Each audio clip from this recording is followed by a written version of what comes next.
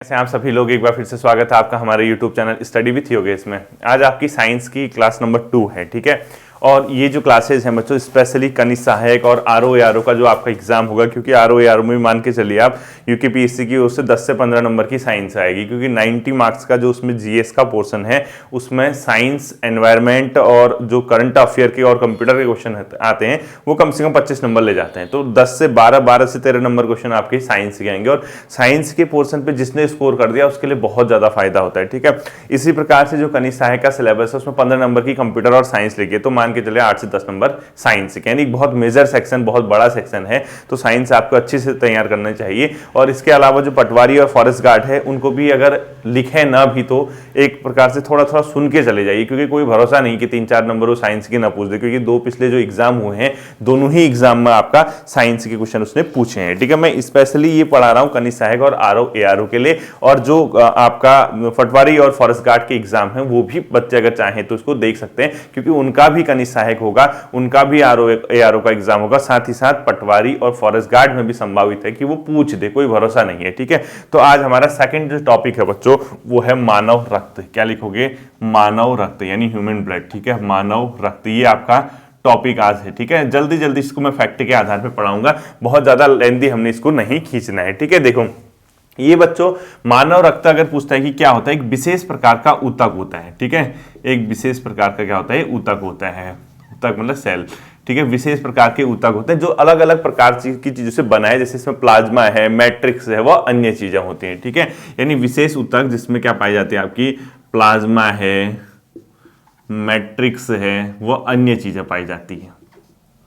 Matrix व अन्य चीजें इसमें पाई जाती है, ठीक है। तो बेसिकली अगर डायरेक्ट अगर क्वेश्चन पूछता है कि मानव रक्त क्या है एक प्रकार से, तो बच्चों एक लिक्विड टाइप का यानी तरल संयोजी ऊतक है, ठीक है। यानी फ्लूइड है अपने आप में, तरल संयोजी ऊतक लिखो, तरल संयोजी ऊतक, संयोजी ऊतक है। अगर पूछता है कि मानव रक्त आखिर क्या है, तरल संयोजी ऊतक। एक तरल जो मतलब तरल का मतलब एक तो आपने वैसा तरल देखा होगा जैसे पानी होता है, ऐसा नहीं, एक फ्लूइड वाला होता है, देखा होगा ना आपने, गाढ़ा गाढ़ा टाइप का। तो ये अपने आप में क्या है? मानव रक्त एक तरल संयोजी ऊतक है। इसको आप लोग लिख लीजिए फ्लूइड कनेक्टिव टिश्यू, ठीक है। क्या लिखोगे? फ्लूइड कनेक्टिव टिश्यू, इंग्लिश वाले, ठीक है। फ्लूइड, ये ऊतक को टिश्यू बोलते हैं, ठीक है। फ्लूइड यहां मैंने क्या बोलता, अभी सेल तो वो तो कोशिका हो जाती है, ठीक है। फ्लूइड कनेक्टिव टिश्यू इसको बोला जाता है किसको? मानव रक्त को। ये बेसिकली क्या है? तरल संयोजी ऊतक अपने आप में होता है, ठीक है। अब जो बच्चों ह्यूमन, मानव का शरीर है उसका लगभग 7% अपने आप में क्या होता है? मानव रक्त होता है। यानी शरीर के टोटल भाग का, यानी जो हमारे शरीर है उसमें 7% के लगभग उसका वेट जो होता है मानव, किसका होता है? मानव रक्त। तो इसमें लिखो शरीर के भाग का 7%, शरीर के भाग का लगभग 7% क्या होता है? लगभग 7% क्या होता है? अपने आप में रक्त पाया जाता है, यानी खून का अपने आप में हिस्सा होता है मानव की बॉडी में, ठीक है। इसको ध्यान में आप लोग रखोगे। इसके अलावा आपने सुना होगा एक पीएच वैल्यू होती है ना, जैसे क्षारीय विलयन है, अम्लीय यानी एसिडिक है, या किसका है? लवणीय है, पीएच वैल्यू कहते हैं जिसको, ठीक है। तो ये अपने आप में रक्त जो है बच्चों एक क्षारीय विलयन है, ठीक है। कैसा है? क्षार है, ठीक है। अम्ल ना होकर क्षारीय विलयन है जिसका पीएच लगभग कितना होता है? 7.4। क्षारीय विलयन है जिसका पीएच, इसका पीएच कितना होता है अपने आप में? 7.4। अगर ये क्वेश्चन पूछा जाता है, ठीक है, मानव रक्त जो होता है उसकी पीएच वैल्यू कितनी होती है? 7.4 होती है। और इसका शरीर के लगभग कितने भाग पे होता है? 7% रक्त अपने आप में मानव शरीर में से वो पूरा कवर करता है, ठीक। अब देखो जो एक वयस्क मनुष्य है उसमें लगभग जो ब्लड होता है ना बच्चों 5 से 6 लीटर के आसपास उसमें पाया जाता है, ठीक है। तो एक पॉइंट लिखो, वयस्क मनुष्य लिखो, एवरेज 5 से 6 लीटर रक्त है वयस्क मनुष्य में जो होता है लगभग कितना होता है? एवरेज 5 से 6% तक क्या पाया जाता है? रक्त पाया जाता है। इसको भी ध्यान में आप लोग क्या रखोगे, ठीक है। और हमेशा याद रखना जो महिलाएं होती हैं उनमें पुरुषों की तुलना में लगभग आधे से 1 लीटर ब्लड कम होता है। तो एक नोट करके लिख लो, महिलाओं में पुरुषों की तुलना में, महिलाओं में पुरुषों की तुलना में, पुरुषों की तुलना में लगभग आधा लीटर ब्लड क्या होता है, यानी आधा लीटर रक्त क्या होता है, कम होता है। इसको भी आप लोग ध्यान में रखोगे, ठीक है। तो तुलना में आधा लीटर रक्त क्या होता है, कम होता है। लिखूं तुलना में आधा लीटर रक्त क्या होता है बच्चों, कम होता है। इसको भी आप लोग ध्यान में रखोगे, ठीक है। अब आता है यहां से समझने वाली चीज, ठीक। अब देखो बच्चों, जो रक्त होता है, अब यहां से ऐसे जैसे मैं बनाऊंगा वैसे ही चलना है, ठीक है। ये तो खाली एक बेसिक इंफॉर्मेशन थी जो आपको पता होनी चाहिए। अब देखो इसको कैसे हम लोग समझेंगे, ठीक है। जैसे जो मानव का रक्त होता है बच्चों, कैसे बना होता है, ऐसी जैसे मैं बनाऊंगा वैसे बनाना है, ठीक है। जैसे मानव का रक्त है, इसमें एक प्लाज्मा होता है, एक संगठित संरचनाएं होती है, ठीक है। ऐसे मानव रक्त बेसिकली दो चीजों से बना है, एक को बोलते हैं प्लाज्मा और एक को बोलते हैं संगठित संरचनाएं, यानी ऑर्गेनाइज्ड जो स्ट्रक्चर होता है, ठीक है। संगठित संरचनाएं, ठीक है, किसमें, मानव के ब्लड में, ठीक। अब देखो जो प्लाज्मा है बेसिकली वो प्लाज्मा होता है बच्चों रक्त का अजीवित तरल भाग, यानी ब्लड में एक ऐसा पार्ट जो अजीवित है, जो जीवित नहीं है और जो लिक्विड फॉर्म पे है, ठीक है। तो रक्त का अजीवित तरल भाग लिखो इसको, रक्त का अजीवित तरल भाग। अगर कभी आपसे पूछता है रक्त का अजीवित तरल भाग क्या होता है, तो आप सीधे सीधे बता दोगे कि वो क्या होता है बच्चों, अपने आप में प्लाज्मा होता है। और ये लगभग 60%, यानी टोटल जो ह्यूमन का ब्लड होता है उसका 60% पोर्शन क्या होता है, प्लाज्मा होता है, ठीक है। तो इसी में पॉइंट लिखो, रक्त का 60% होता है, यानी आप जो हमारी बॉडी में रक्त होता है, ब्लड होता है, उसका लगभग 60% तो क्या होता है, उसमें प्लाज्मा होता है। और ये अजीवित होता है, इसको हाईलाइट कर देना, अजीवित तरल भाग, ठीक है। लगभग 60% अपने आप में अजीवित तरल भाग होता है। अब जो रक्त है, इसमें जो 60% है, इस रक्त के 60% को जो प्लाज्मा कहते हैं, इसमें भी ध्यान रखना 90% तक तो इसमें वाटर होता है, जल। इसके अलावा 7% इसमें प्रोटीन होते हैं, 0.9% इसमें ग्लूकोज होता है, सॉरी लवण होता है, 0.1% इसमें होता है, अपने आप में लवण होता है, ठीक है। इसको कैसे देखना है, देखो ये जो रक्त का 60% प्लाज्मा है, ये किसकी बात कर रहा हूं मैं, प्लाज्मा की बात कर रहा हूं, ठीक है, प्लाज्मा। अब प्लाज्मा में तो आप मान के चलो सीधे सीधे जो 90% है, यानी जितना भी वो प्लाज्मा है, उस प्लाज्मा का सीधा सीधा 90% अपने आप में क्या हो जाता है बच्चों, सीधा सीधा जल होता है, 7% इसमें प्रोटीन होता है, ठीक है। लिखो 90% इसमें जल, 7% इसमें प्रोटीन, 0.9% इसमें लवण और 0.1% इसमें ग्लूकोज पाया जाता है, ठीक है। तो आप ये ध्यान रखना, आपसे कोई पूछता है रक्त में सर्वाधिक पोर्शन में क्या पाया जाता है, तो आपका सीधा सीधा आंसर होगा प्लाज्मा। क्यों? क्योंकि जो रक्त होता है बच्चों उसका 60% पोर्शन तो यही कवर कर गया, क्या, पूरे ब्लड का 60% भाग ये अजीवित तरल भाग होता है जो प्लाज्मा होता है। और ये प्लाज्मा जो अपने आप में बना है, किस किस से बना है, जल से बना है, प्रोटीन से बना है, लवण से बना है और ग्लूकोज, यानी ये जो प्लाज्मा होता है ये इस चीज से बना है, ये मैं समझाना आपको चाह रहा हूं, ठीक है।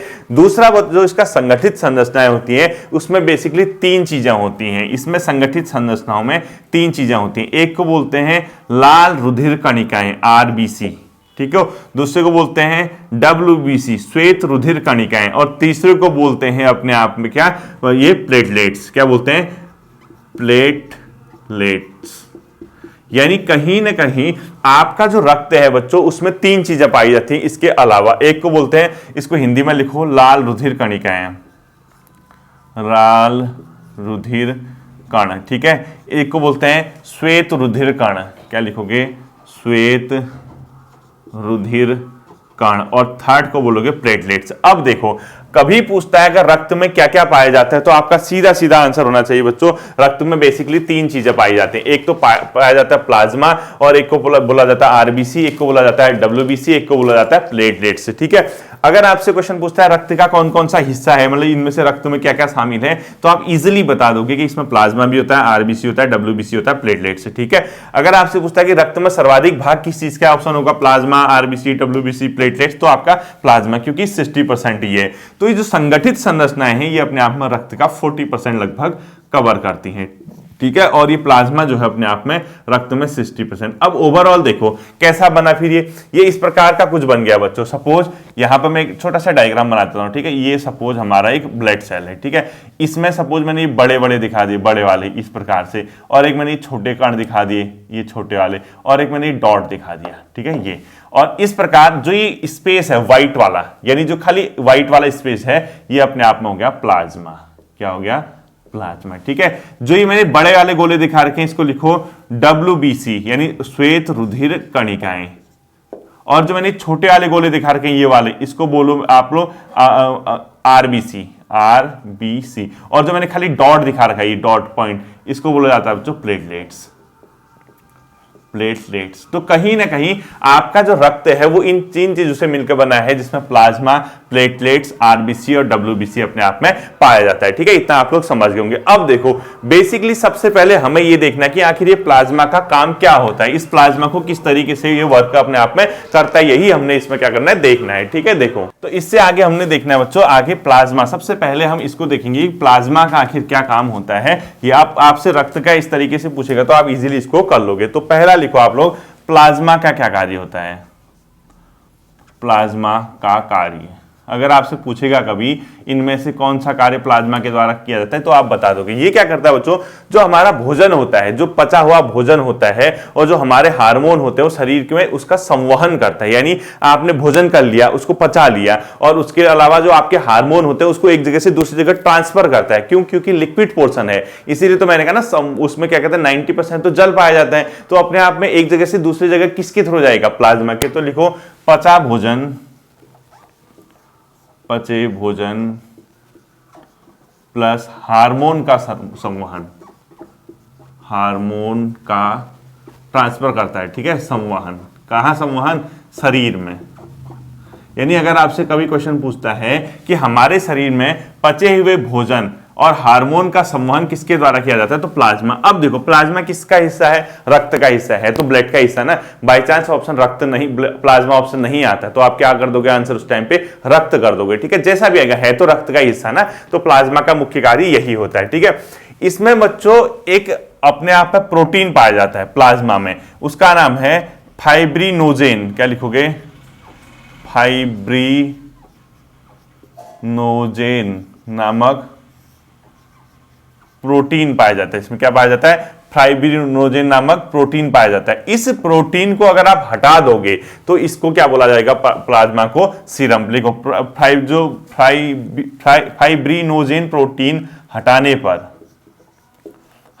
पर जो प्लाज्मा बनेगा इसको क्या बोलेगा, सीरम बोलोगे। क्या बोलोगे, सीरम बोलोगे। ये प्लाज्मा जो है अपने आप में क्या कहलाएगा, उसके बाद सीरम कहलाएगा, ठीक है। ये आपको क्या होना चाहिए, ध्यान में रखना चाहिए, ठीक है। ये प्लाज्मा, बाकी प्लाज्मा से आपको ज्यादा नहीं पढ़ना है, आपको मैंने बता दिया कि प्लाज्मा में क्या क्या पाया जाता है। अब देखो जो इसके संगठित चीजें हैं, यानी अपने आप में जो संगठित संरचना, मैंने इसका रक्त का सेकेंड पार्ट बताया, उसमें पहला लिखो RBC यानी लाल रुधिर कणिकाएं लिखना, ठीक है। RBC, ये सबसे पहले बच्चों इसका निर्माण कहां होता है पूछता है।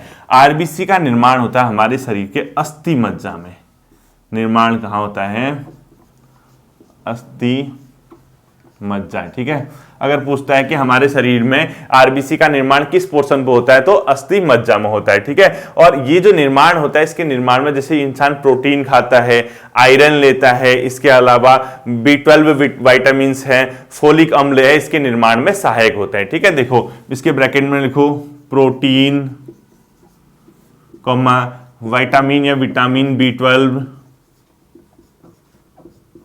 फोलिक एसिड, फोलिक अम्ल, ठीक है। इसके निर्माण में सहायक लिखो। क्या लिखोगे, फोलिक अम्ल इसके निर्माण में सहायक। यानी प्रोटीन है, विटामिन B12 है, फोलिक अम्ल है, एक आयरन भी लिख लो, ठीक है। इसके निर्माण में सहायक, इसके निर्माण में सहायक, ठीक है। किसके, RBC निर्माण में सहायक, ठीक है। ब्लड का बहुत इंपॉर्टेंट पार्ट होता है, ये अस्थि मज्जा में बनता है। अब देखो इसका जो बच्चों जीवन काल होता है, ये बनते रहते हैं, उजड़ते रहते हैं, ठीक है। जीवन काल यानी इसका जो लाइफ होती है वो लगभग 20 से 120 दिन तक होती है, यानी अच्छा खासा टाइम ये जी लेती है। और इसकी जो मृत्यु होती है बच्चों, ये यानी RBC की मृत्यु मानव शरीर में कहां पर होती है, यकृत एवं प्लीहा में, यकृत एवं प्लीहा। ठीक है, इसीलिए यकृत एवं प्लीहा को आरबीसी का कब्रग्रह कहते हैं, आरबीसी का कब्र कहते हैं। ठीक है, लिखो आरबीसी का कब्र कहते हैं किसको, यकृत और प्लीहा को, क्योंकि यहीं पर आरबीसी की क्या होती है, मृत्यु होती है, आपको पता होना चाहिए। ठीक है, आरबीसी में बच्चों एक हीमोग्लोबिन नामक पदार्थ पाया जाता है। आरबीसी में क्या होता है, एक हीमोग्लोबिन पाया जाता है, हीमोग्लोबिन पाया जाता है। ठीक है, इस हीमोग्लोबिन में एक जो आगे का पोर्शन है इसका, कौन सा, जिसको आप लोग क्या कहते हो, हिम, इस हिम के कारण ही रक्त का रंग क्या होता है, लाल होता है। ठीक है, हीमोग्लोबिन में पाए जाने वाले हिम के कारण, यानी इसके ब्रैकेट में लिखो, इसके कारण रक्त का रंग लाल, इसके कारण रक्त का रंग लाल होता है। ठीक है, ध्यान रखना इसको, इसी हीमोग्लोबिन के कारण रक्त का लाल रंग होता है, क्योंकि इसमें जो है हिम नामक रंजक पाया जाता है। हिम रंजक लिखो, जैसा भी पेपर में आएगा। ठीक है, हिम नामक रंजक पाया जाता है, इसीलिए रक्त का रंग क्या होता है, अपने आप में लाल होता है। ठीक है, यानी इस हीमोग्लोबिन में एक लौह होता है, एक आयरन होता है लौह यौगिक, जिसको हिमेटिन कहते हैं। ठीक है, हीमोग्लोबिन में ऐसे लिखो, लौह यौगिक, लौह यौगिक। अगर कोई क्वेश्चन पूछता है कि हीमोग्लोबिन में पाए जाने वाले लौह यौगिक का क्या नाम है, तो हिमेटिन बता देना। क्या बता दोगे आप लोग, हिमेटिन बता दोगे, यानी हिमेटिन या हिमेटिन जो भी आपसे पेपर में आएगा वो बता दोगे। ठीक है, हिमेटिन लिख दो इसको, हिमेटिन, हिमेटिन, हिमेटिन नामक जो लौह यौगिक किसमें पाया जाता है, हीमोग्लोबिन में पाया जाता है। ठीक है, अब देखो बच्चों, ये शरीर के हर पोर्शन में ऑक्सीजन ले जाना और कार्बन डाइऑक्साइड को वापस लाने का काम इसी आरबीसी के अंदर होता है। ठीक है, आरबीसी के अंदर एक पॉइंट लिखो, शरीर के हर भाग में, शरीर के हर भाग में ऑक्सीजन पहुंचाना व CO2 वापस लाना का कार्य किसके अंदर होता है, अपने आप में इसी आरबीसी के अंदर। यानी हीमोग्लोबिन कितना इंपॉर्टेंट चीज है आप समझ लीजिए, यानी शरीर के हर भाग में ऑक्सीजन पहुंचाना व CO2 को वापस लाने के कार्य इन्हीं के द्वारा होता है, यानी वो आरबीसी के अंदर ही किया जाता है। और अगर बाई चांस इस आरबीसी में, ठीक है, आरबीसी की जो मैं केंद्र, मतलब जो आरबीसी है, इसमें अगर बाई चांस हीमोग्लोबिन की कमी हो गई, तो हीमोग्लोबिन की कमी के होने के कारण इंसान में रक्त क्षीणता नामक क्या हो जाती है, एक बीमारी हो जाती है। ठीक है, और इंसान क्या हो जाता है, आपने देखा होगा, लिखो हीमोग्लोबिन की कमी से, एच बी लिख दिया, ठीक है, HG लिख दिया, हीमोग्लोबिन की कमी से रक्त क्षीणता नामक रोग हो जाता है। ठीक है, और ये बहुत इंपॉर्टेंट क्वेश्चन है, ये हीमोग्लोबिन की कमी से कौन सा रोग होता है, और यह हीमोग्लोबिन इंसान की बॉडी में किस पार्ट पे पाया जाता है, आरबीसी के अंदर बेसिकली वो रहता है। ठीक है, अब देखो आरबीसी की संख्या कितनी है किसी बॉडी में, उसको नापने के लिए रक्त में हीमोसाइटोमीटर मतलब क्या यूज किया जाता है। ठीक है, लिखो आरबीसी की संख्या किससे मापी जाती है, हीमोसाइटोमीटर। क्या लिखोगे, आरबीसी की संख्या मापी जाती है हीमोसाइटोमीटर में। ठीक है, लिखो हीमोसाइटोमीटर में ज्ञात, साइटोमीटर से, यानी आरबीसी की संख्या किससे निकाली जाती है पूछेगा, तो हीमोसाइटोमीटर से इसको निकाला जाता है। ठीक है, अब बच्चों इसमें देखना, जब भ्रूण अवस्था होती है उसमें आरबीसी का निर्माण इसमें होता है, जहां पर आरबीसी की मृत्यु हो रही है, यानी आरबीसी जहां पर मरता है, वहां पर भ्रूण अवस्था जब होती है इंसान की, तो वहां पर स्टार्टिंग में, मतलब वहां पर आरबीसी का निर्माण होता है। इसके ब्रैकेट में लिखो, भ्रूण अवस्था में यहां पर निर्माण, भ्रूण अवस्था में निर्माण, यानी स्टार्टिंग में निर्माण भी यहीं पे होता है, लेकिन बाद में आरबीसी जो है, इसी के आरबीसी की मृत्यु जो होता है इसी के अंदर होती है। ठीक है, अब देखना आरबीसी का एक पॉइंट है, इसमें केंद्रक नहीं पाया जाता बच्चों, एक केंद्रक टर्मिनोलॉजी यूज होती है, केंद्र होता है वो इसमें नहीं पाया जाता। तो लिखो आरबीसी, लिखो केंद्रक की अनुपस्थिति, केंद्रक नहीं, कुछ ही ऐसे जीव हैं जिसमें आरबीसी में केंद्रक पाया जाता है, जैसे ऊंट वगैरह। इसके ब्रैकेट में लिखो केवल ऊंट, ब्रैकेट में लिख दो, केवल ऊंट व लामा में यह केंद्रक पाया जाता है, ऊंट व लामा में केंद्रक पाया जाता है, लिखो।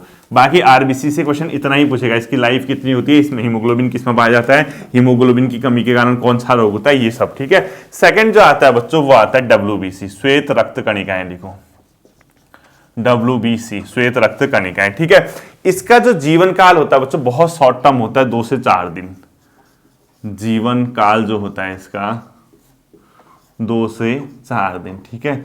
और इसका मुख्य कार्य, अगर कभी क्वेश्चन पूछता है श्वेत रुधिर कणिकाओं का मुख्य कार्य क्या है, ये मानव शरीर की रोग प्रतिरोधक क्षमता के लिए काम करता है। यानी मानव का जो शरीर है, शरीर को रोगों की संक्रमण से बचाता है, ठीक है। रोगों से बचाने वाला यही है, देखो, शरीर को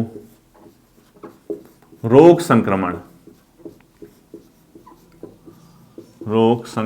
से बचाता है। शरीर को क्या करता है बच्चों, रोग संक्रमण से बचाने वाला मुख्य कार्य किसका है, WBC का है, ठीक है। इसका जो WBC है बच्चों, इसका 60% पोषण इसमें एक न्यूट्रोफिल कणिकाओं का होता है। लिखो 60% भाग न्यूट्रोफिल कणिकाओं का, न्यूट्रोफिल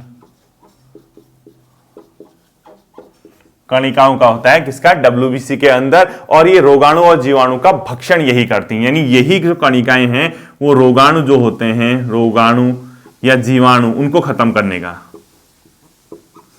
जीवाणु को, बैक्टीरिया को, ठीक है, भक्षण करने का कार्य जो करता है वो यही न्यूट्रोफिल कणिकाएं करती है। और ये WBC का हिस्सा है और 60% भाग न्यूट्रोफिल कणिकाओं का पाया जाता है WBC के अंदर। इसको आप लोग क्या करोगे, ध्यान में रखोगे, ठीक है। ये जो आकार व रचना में होता है बच्चों, अमीबा के समान होता है। लिखो, अमीबा के समान दिखता है, अमीबा के समान आकार व रचना। इसका जो रचना होती है WBC की, वो किसके समान होती है, अमीबा के समान होती है। और इसमें केंद्रक भी पाया जाता है। लिखो ब्रैकेट, इसके साथ साथ लिखो कॉमा, केंद्रक पाया जाता है। जैसे उसमें केंद्रक नहीं था ना, इसमें केंद्रक पाया जाता है। लिखो, अब वैसे ही इसका भी कहीं ना कहीं निर्माण होता होगा। इसका निर्माण भी बच्चों होता है अस्थिमज्जा में, लिम्फ नोड में और कभी कभी यकृत में भी, ठीक है। इसका निर्माण लिखो, निर्माण कहाँ होता है इसका, जैसे उसका था ना अस्थिमज्जा में, इसका भी वही होता है अस्थिमज्जा, ठीक है। इसके अलावा ये इसका निर्माण होता है लिम्फ नोड में। कौन सा, लिम्फ नोड, लिम्फ नोड। और कभी कभी ब्रैकेट में लिखो, कभी कभी यकृत, ब्रैकेट में लिखो, कभी कभी यकृत व प्लीहा में, कभी कभी यकृत व प्लीहा में इसका निर्माण होता है, ठीक है। अब देखो, मानव जो शरीर है या रक्त है उसमें RBC, देखो RBC और WBC का रेशियो कितना है। लिखो RBC और WBC, इनका जो अनुपात है 600:1 माना जाता है। मतलब प्रत्येक 600 कण में 1 WBC पाई जाती है, ठीक है। यानी बहुत न्यून मात्रा है RBC के कंपेयर में WBC, लेकिन बहुत इफेक्टिव है क्योंकि मानव की जो रोग और जीवाणु से लड़ने की जो शक्ति है वो इसी WBC के कारण पॉसिबल है, ठीक है। तीसरा होता है बच्चों प्लेटलेट्स, जिसको हिंदी में बोलते हैं रक्त बिंबाणु, रक्त बिंबाणु, और इसको इंग्लिश में बोलते हैं प्लेटलेट्स, ठीक है। इसको इंग्लिश में क्या बोलते हैं, प्लेटलेट्स। जो रक्त विमाणु है बच्चों, ये रक्त में थक्का बनाने में मदद करता है। ये मोस्ट इंपोर्टेंट क्वेश्चन है, रक्त में थक्का बनाने में मदद, रक्त में थक्का बनाने में क्या करता है, ये मदद करता है। कौन सा करेगा पूछेगा तो रक्त विमाणु या प्लेटलेट्स है, ठीक है। इसका जीवन काल जो होता है सिर्फ 3 से 5 दिन होता है। जीवन काल लिखो इसका बहुत कम होता है, 3 से 5 दिनों तक का ही इसका जीवन काल होता है, ठीक है। निर्माण कहाँ होता है इसका, अस्थि मज्जा में। इसका भी निर्माण कहाँ होता है, अस्थि मज्जा में। अस्थि मज्जा में इसका क्या होता है, निर्माण होता है, ठीक है। ये केवल मनुष्य व अन्य स्तनधारियों में पाया जाता है बच्चों, और जगह नहीं पाया जाता है, ठीक है। केवल मनुष्य व अन्य स्तनधारियों में, केवल मनुष्य व अन्य स्तनधारियों में ये पाया जाता है, ठीक है। इतना ही आपको रक्त बिंबाणु के बारे में पता होना चाहिए। बाकी मानव शरीर में कितना एवरेज, ये वाले क्वेश्चन, जैसे क्वेश्चन आपको चलो होमवर्क देता हूं, औसत मानव रक्त में औसत प्लेटलेट्स की मात्रा बताना, औसत प्लेटलेट्स की मात्रा कितनी होनी चाहिए, ठीक है। यानी कितने तक औसत मतलब प्लेटलेट्स की मात्रा होनी चाहिए ये मानव रक्त में, ये आपको पता होना चाहिए, ठीक है। अब देखो ये तो 3 चीजें थी। अब कभी कभी क्वेश्चन पूछ देता है इनमें से रक्त का कौन सा कार्य है या क्या कौन सा कार्य नहीं है। अब जितनी भी आपने प्लेटलेट्स, प्लाज्मा या अपने आप में WBC और RBC में पढ़ा, वो ही सब के सब रक्त के कार्य हैं, ठीक है। तो उन्हीं में से अगर ऑप्शन आएगा तो आप उसी में टिक करके आ जाना कि रक्त के कार्य क्या है। बेसिकली बच्चों इसके कार्य क्या क्या होते हैं, देखो हमारे शरीर का टेम्परेचर को नियंत्रण करता है, ताप नियंत्रण करेगा, ठीक है, टेम्परेचर को नियंत्रण करता है। इसके अलावा रोगों से रक्षा करता है, अभी मैंने बताया था WBC, रोगों से रक्षा करता है। इसके अलावा घाव भरता है ये। इसके अलावा भोजन यानी पचा हुआ भोजन, पचा भोजन वो हार्मोन का संवहन करता है एक जगह से दूसरी जगह। ये भी मैंने आपको बताया था किसमें, प्लाज्मा में ये सब चीजें होती हैं, ठीक है। इसके अलावा थक्का बनाना, ऑक्सीजन और CO2 और हार्मोन को भोजन, इसमें लिखा पचा भोजन हार्मोन, और इसके अलावा लिख दो, यहां से लिख दो, देखो ऑक्सीजन, इसमें प्लस भी कर दो, प्लस ऑक्सीजन प्लस CO2 का संवहन। ये बताया था ना मैंने अभी आपको किसके द्वारा किया जाता है, बताया था ये थोड़ी देर पहले, हीमोग्लोबिन के द्वारा, ठीक है, WBC में, RBC में। इसके अलावा बच्चों ये क्या करता है, एक और काम इसका, थक्का बनाना। थक्का कहाँ बनता है, ये प्लेटलेट्स में, ठीक है, अभी बताया था मैंने, थक्का बनाना आदि इसका मुख्य कार्य होता है, ये आपको पता होना चाहिए, ठीक। अब इसका अंतिम टॉपिक आता है बच्चों, मानव रक्त का रक्त समूह, जिससे क्वेश्चन पूछा जाता है, ठीक है। मैं आपको एक डायग्राम बनाऊंगा, आप उसको कोशिश करना आपके समझने की, नहीं समझ में आएगा तो मैं आपको कल समझा दूंगा, ठीक है। लिखो क्या क्या लिखोगे, मनुष्य का रक्त वर्ग, मानव रक्त वर्ग, ठीक है, यानी ह्यूमन का जो रक्त वर्ग है। देखो सबसे पहले बच्चों रक्त समूह की खोज पूछता है आपसे, रक्त समूह की खोज। आखिर ये रक्त समूह जो है हमारा, ब्लड ग्रुप आपने सुना होगा, इसकी खोज किसने की थी, ये किसी में तो कार्ल लैंडिस्नर ने सन 1900 ईस्वी में, ठीक है। लिखो कार्ल लैंडिस्नर सन 1900 में, ठीक है। और इसी के लिए इनको 1940 में नोबेल मिला, 1940 में नोबेल पुरस्कार से कार्ल लैंडिस्नर को क्या किया गया, सम्मानित किया गया था। इसको ध्यान, 1940 1930 कर दो, 1930 में इसको नोबेल मिला, ठीक है। अब देखो बच्चों रक्त में भिन्नता का सबसे बड़ा कारण क्या होता है, आपने सुना होगा A group, B group, AB group, O group, ये सब सुना होगा ना। आखिर ये डिफरेंस क्यों आता है, ये आता है बच्चों RBC में ग्लाइकोप्रोटीन होता है। लिखो रक्त समूह में भिन्नता का कारण, भिन्नता का कारण, भिन्नता का कारण ये होता है बच्चों RBC में ग्लाइकोप्रोटीन,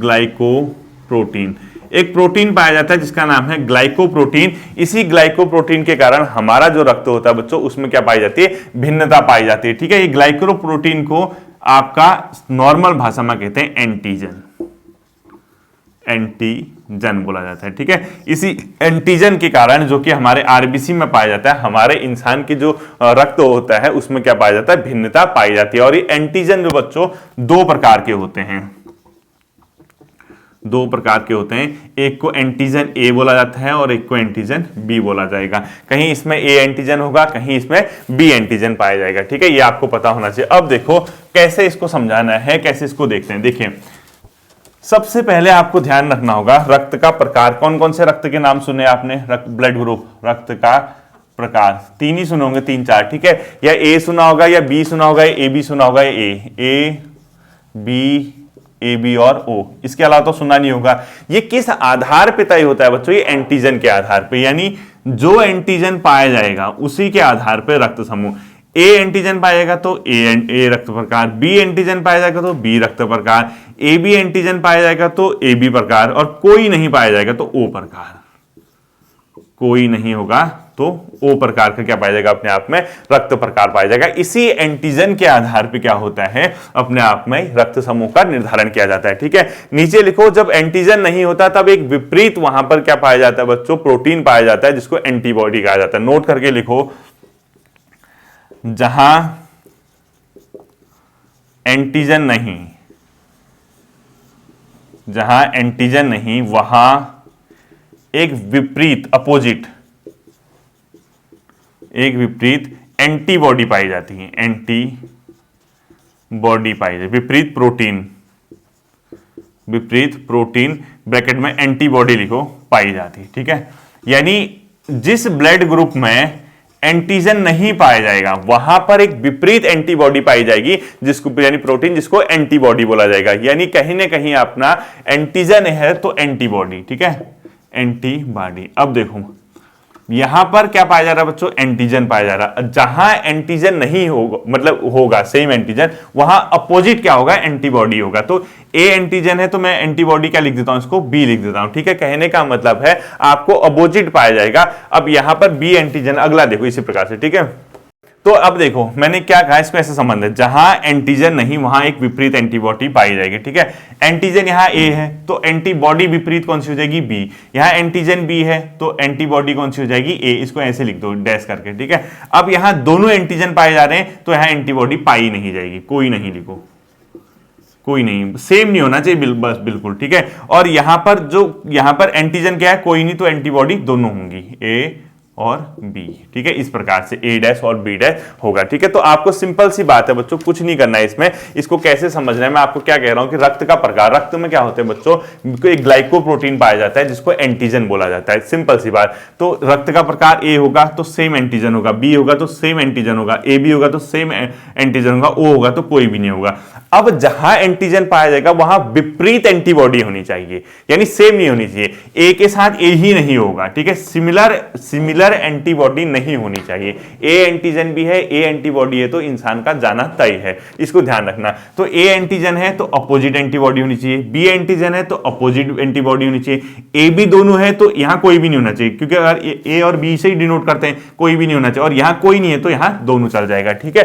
तो इसी के आधार पर बच्चों आपका एंटीजन व एंटीबॉडी मिक्स नोट करके लिखो, एंटीजन व एंटीबॉडी मिक्स नहीं होनी चाहिए, लिखो नोट करके, एंटीजन व एंटीबॉडी मिक्स नहीं होनी चाहिए, ठीक है। सेम वाली, एंटीजन व एंटीबॉडी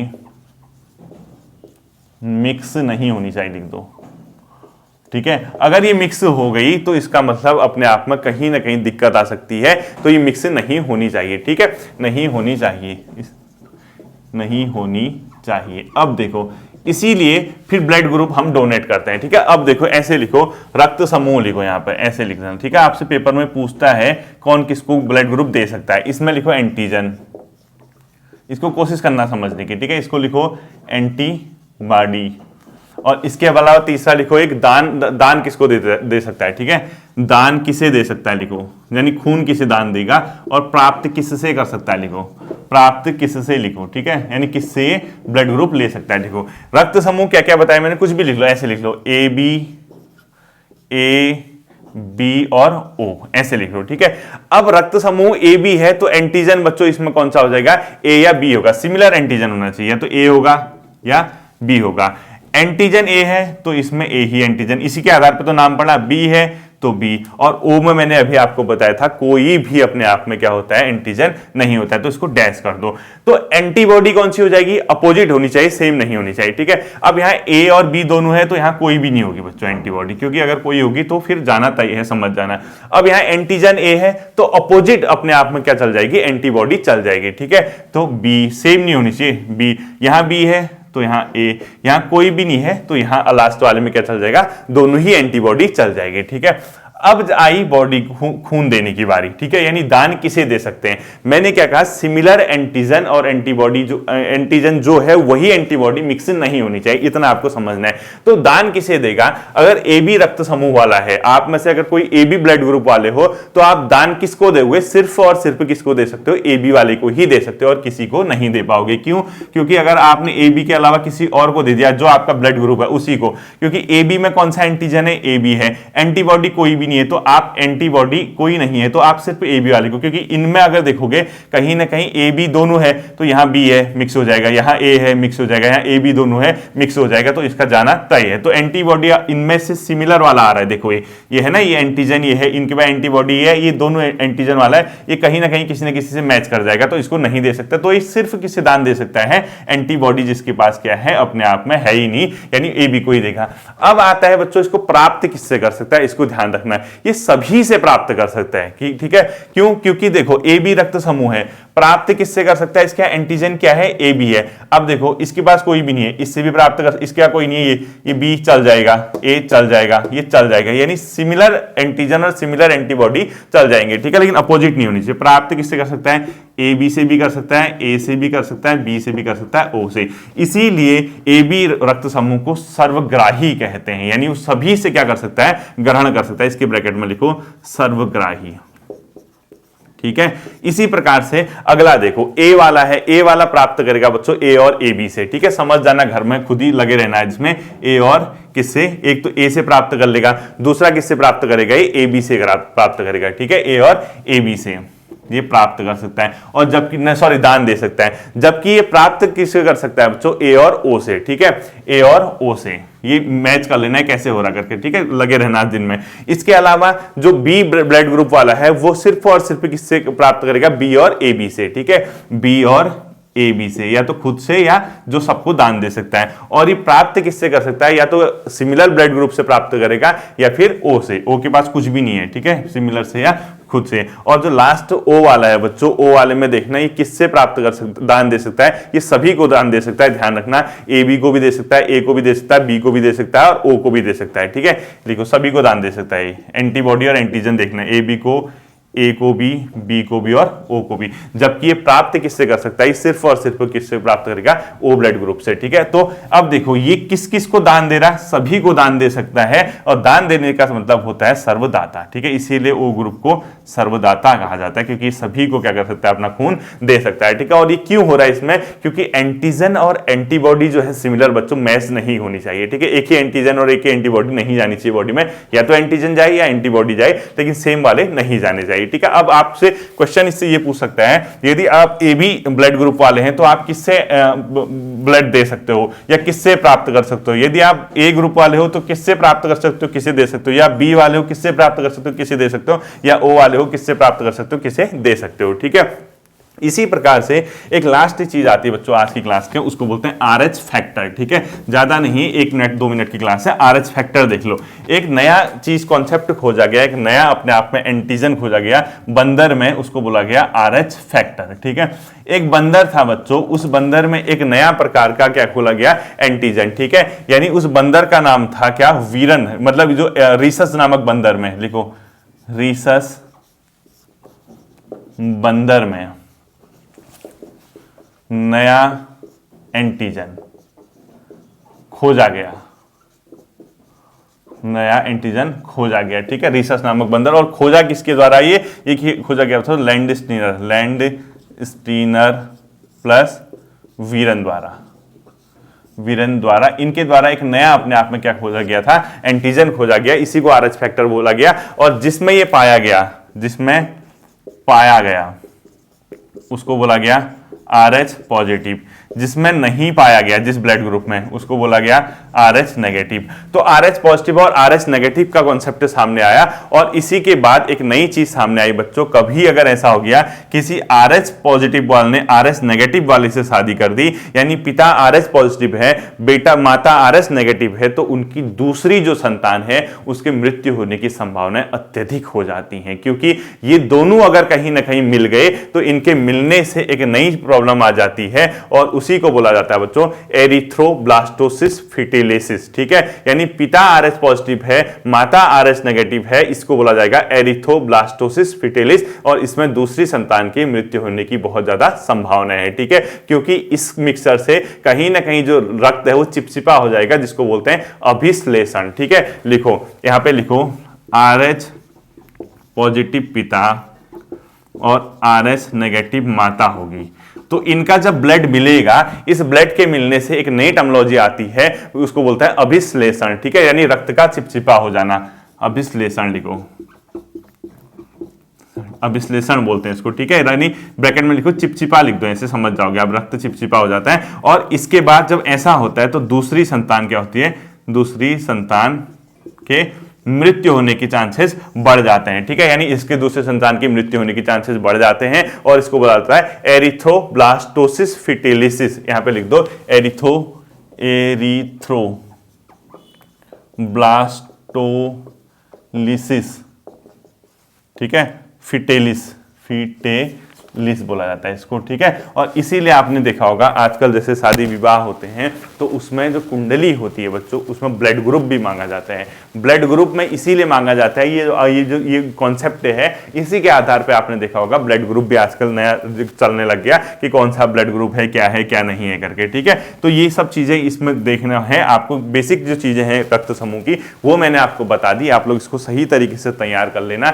हम लोग इसकी जो अगली क्लास है बहुत जल्द साइंस की देखेंगे, इसको जल्दी से जल्दी अपने स्तर पे तैयार करके ल्यूसेंट ऑब्जेक्टिव में अगर आपका इस टॉपिक दिया होगा तो वहां भी इसको तैयार कर लेना। फिर मिलते हैं अगले सेशन पर, अपना ध्यान रखिएगा। Thank you.